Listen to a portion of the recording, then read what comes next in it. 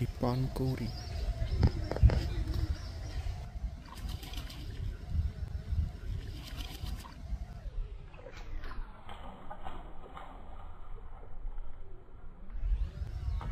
উড়ে চলে গেল।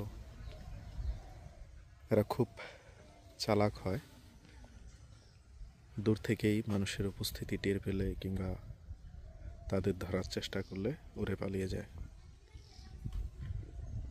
জামালপুরে আঞ্চলিক ভাষায় একে কালিম বলা হয়, কালো রঙের, তাই হয়তো একে কালিম বলা হয়।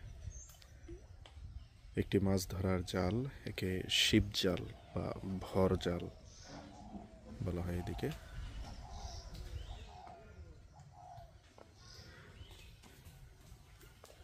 এটা হচ্ছে জামালপুর জেলার মেলান্দহ উপজেলার পীরগাছা বিল বা পীরগাছা খাল। এই খালের মাছ খুবই সুস্বাদু। পানি সেচের বিশেষ এক ধরনের যন্ত্র গাছের খোল দিয়ে তৈরি করা হতো, এটা সম্ভবত কাঠ দিয়ে জোড়া লাগিয়ে করেছে। এগুলো এখন প্রায় দেখাই যায় না। গ্রাম বাংলার হারিয়ে যাওয়া ঐতিহ্য।